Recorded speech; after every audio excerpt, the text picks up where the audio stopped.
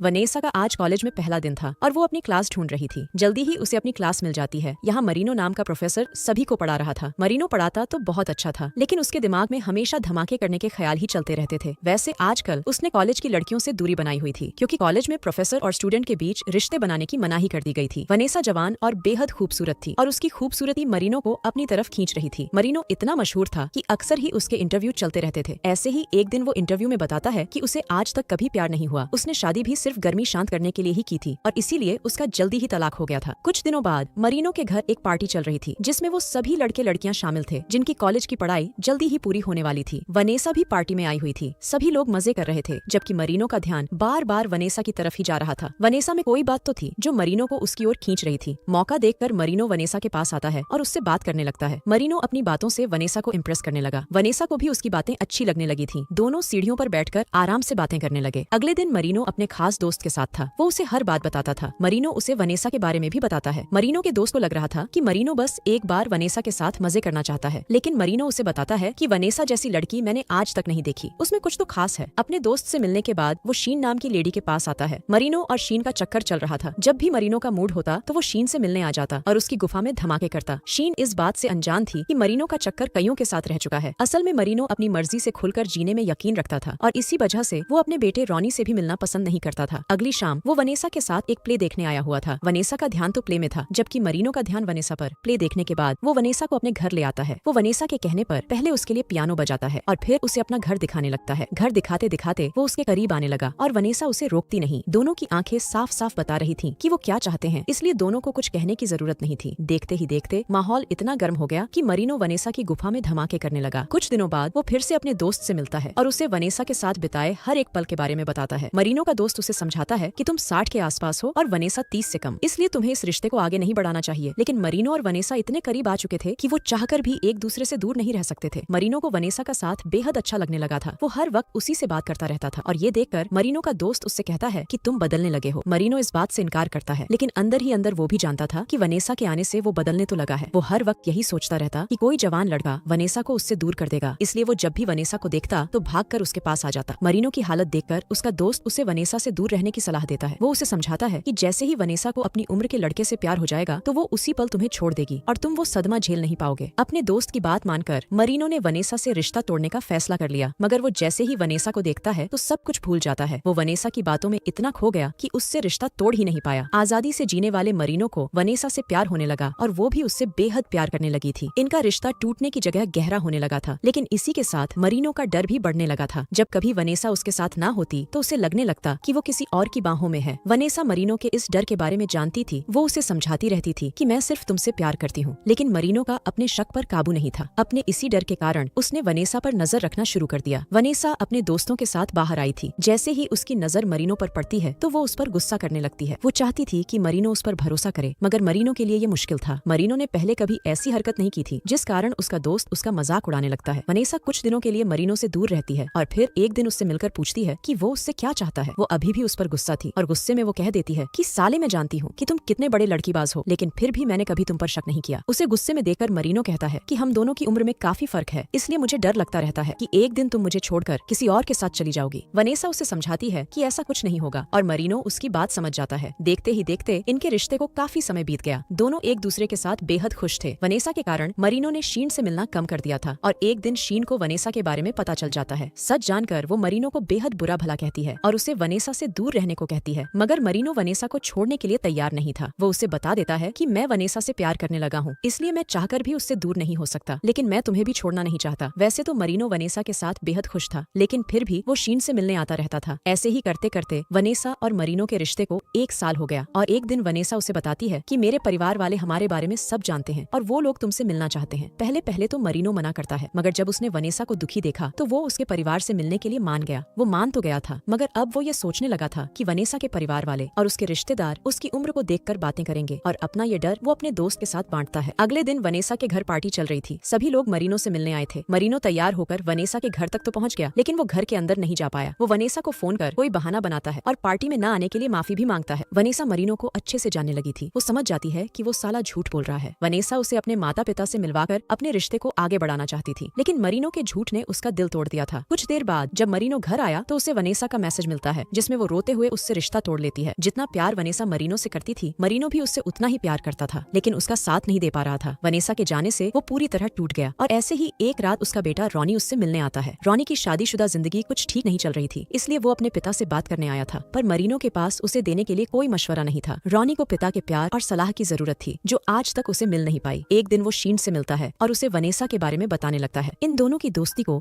20 साल हो गए थे, लेकिन दोनों ने आज पहली बार एक दूसरे से खुलकर बात की थी, इसलिए शीन बेहद खुश थी। खुद को जवान और फिट रखने वाला मरीनो आज अपने बुढ़ापे को कबूलने लगा था। वो वनेसा को भूलने की हर एक कोशिश कर रहा था, लेकिन ये इतना आसान नहीं था। मरीनो की जिंदगी में ना तो वनेसा रही थी और ना ही उसका खास दोस्त, क्योंकि अचानक दौरा पड़ने के कारण उसकी मौत हो गई थी। उनकी यादों से उबरने के लिए वो अपने काम पर ध्यान देने लगा। आज भी उसकी क्लास में खूबसूरत लड़कियों की कमी नहीं थी, लेकिन अब वो उनकी तरफ आकर्षित नहीं हो रहा था। एक दिन अचानक उसे वनेसा का फोन आया। वो उससे मिलना चाहती थी, उसे कुछ बहुत जरूरी बताना चाहती थी। इतने सालों बाद वनेसा की आवाज सुनकर वो अंदर से टूट जाता है, क्योंकि इतने सालों से वो इसी पल का तो इंतजार कर रहा था। जल्दी ही वनेसा उसके घर आ गई। एक दूसरे को देखकर दोनों बेहद खुश होते हैं। दोनों कुछ देर बातें करते हैं और फिर वनेसा उसे बताती है कि मुझे कैंसर है और 2 हफ्तों बाद मेरी सर्जरी होने वाली है। उसकी बात सुनकर मरीनो रोने लगा, जबकि वनेसा आगे कहती है कि आगे की जिंदगी के बारे में सोचकर मैंने अपनी जिंदगी के सबसे खास पलों को खो दिया है। वो कुछ दिन मरीनो के साथ ही बिताना चाहती थी, ताकि अपनी जिंदगी के कुछ हसीन पल जी सके। मरीनो भी उसकी हर बात मानने लगा था। उसे वनेसा की चिंता हो रही थी, इसलिए अगले ही दिन वो अपने बेटे रॉनी से मिलता है, जो एक मशहूर डॉक्टर है। वनेसा के डॉक्टर से बात करने पर रॉनी को पता चला कि सर्जरी 2 हफ्तों बाद नहीं बल्कि कल ही है। रॉनी ने पहली बार मरीनो को किसी की फिक्र करते देखा था, इसलिए वो उसके लिए खुश था। आज रॉनी को वो मिल ही गया, जिसके लिए वो बरसों से तरस रहा था, अपने बाप का प्यार। अगले दिन वनेसा की सर्जरी हो जाती है और मरीनो उसका ख्याल रख रहा था। वनेसा को लगा था कि मरीनो उसे छोड़ देगा, क्योंकि अब वो पहले जैसी खूबसूरत नहीं रही। मरीनो उसे बताता है कि तुम आज भी बेहद खूबसूरत हो। कहानी के आखिर में दोनों फिर से साथ में रहने का वादा करते हैं और इसी के साथ इस कहानी का यही अंत हो जाता है। हमारी वीडियो देखने के लिए बहुत बहुत धन्यवाद। अगर आप ऐसी ही वीडियोस के दीवाने हैं तो प्लीज मेरे चैनल को जरूर सब्सक्राइब करें। मिलते हैं अगली वीडियो में, तब तक के लिए नमस्कार।